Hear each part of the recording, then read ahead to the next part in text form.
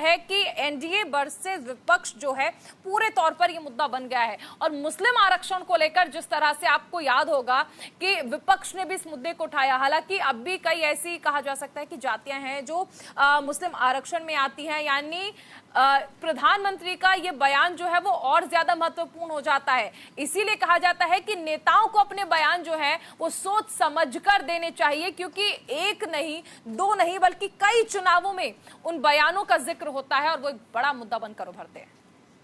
बिल्कुल, तो आरक्षण एक मुद्दा, बड़ा मुद्दा है, जाहिर तौर पर हमेशा से रहा है, लेकिन इन चुनावों में जो है धर्म के आधार पर आरक्षण। और देखिए, ये बात समझनी होगी कि ये जिन आखिर निकला कहाँ से।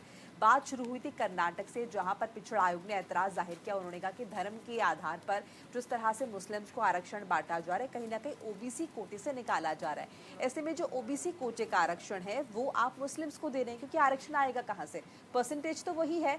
ऐसे में कहीं ना कहीं आप ओबीसी समाज के जो लोग हैं उनके साथ भेदभाव कर रहे हैं। और इसी बात को भुनाया है भारतीय जनता पार्टी ने और निशाना साधा है कांग्रेस पार्टी पर कि आप धर्म के आधार पर तो आरक्षण दे रहे हैं, लेकिन आप भेदभाव करें ओबीसी कोटे के साथ।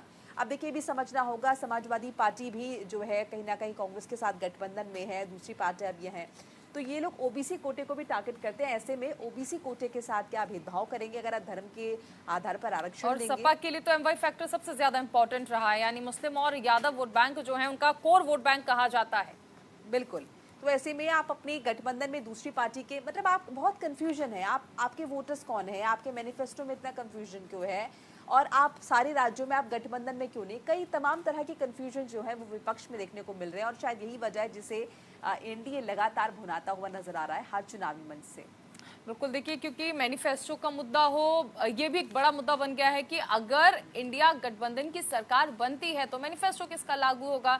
इस पर कांग्रेस के नेताओं का, समाजवादी पार्टी के नेताओं का, विपक्ष के नेताओं का कहना है कि जो जो अच्छी चीजें हैं सभी के मैनिफेस्टो में उन्हें कंपाइल किया जाएगा और उस मैनिफेस्टो को देश भर में लागू किया जाएगा। लेकिन आप कौन से पॉइंट्स को ऐड करेंगे, कौन से पॉइंट्स को डिडक्ट करेंगे, पहले आप ये स्पष्ट कर दें, क्योंकि जनता आपके पूरे मैनिफेस्टो पर भरोसा कर रही है, कुछ एक दो चुनिंदा लाइनों पर भरोसा नहीं कर रही है। और इसीलिए बीजेपी लगातार सवाल उठा रही है कि अगर इंडिया गठबंधन सरकार में आ जाता है तो आखिर मैनिफेस्टो किसका लागू होगा, प्रधानमंत्री कौन होगा। अखिलेश यादव ने एक जगह यह भी कहा कि अगर एक एक साल का फॉर्मूला लगाया जाता है तो आखिर इसमें हर्ज क्या है। तो क्या अगर गठबंधन की सरकार बनती है तो आप हर 6 महीने में, हर एक साल में प्रधानमंत्री बदलते रहेंगे? ऐसे तमाम सवाल जो हैं वो उठ रहे हैं, मुद्दों को लेकर भी और इंडिया गठबंधन की स्ट्रैटेजी को लेकर भी। और देखिए, इसे लेकर तंज भी कसा है एनडीए की तरफ से, बीजेपी की तरफ से कहा गया कि हर महीने प्रधानमंत्री बदलने की बात जो है वो जो है कांग्रेस पार्टी या फिर यूं कहें कि आईएनडीआई गठबंधन कर रहा है। हालांकि आईएनडीआई गठबंधन ने इस बात को,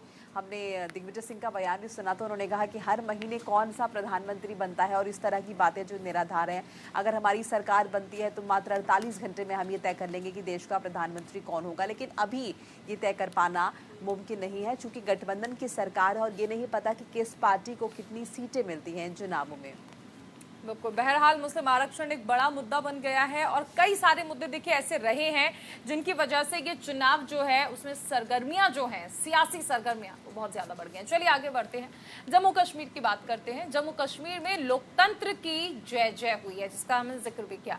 धारा 370 से कश्मीर को आजादी मिलने के बाद पहली बार जम्मू कश्मीर में चुनाव हुए हैं। सोमवार को कश्मीर की बारामूला सीट पर इस पर वोटिंग हुई है। खास बात यह है कि यहाँ के वोटर्स ने दोपहर में ही इस साल 2019 के मतदान के रिकॉर्ड्स तोड़ दिए थे। तो देखिए, ये हम आपको दिखा रहे हैं, दैनिक भास्कर ने भी इस खबर को प्रमुखता दी है, बल्कि कई अखबारों ने इस खबर को प्रमुखता देते हुए इसे फ्रंट पेज पर छापा है, क्योंकि बारामूला में जिस तरह से कल वोटिंग हुई है, 2019 में ही ये रिकॉर्ड जो है, माफ कीजिएगा, 2019 का रिकॉर्ड जो है वो दोपहर में ही टूट गया था। ये देखिए, रिकॉर्ड तोड़ बारामूला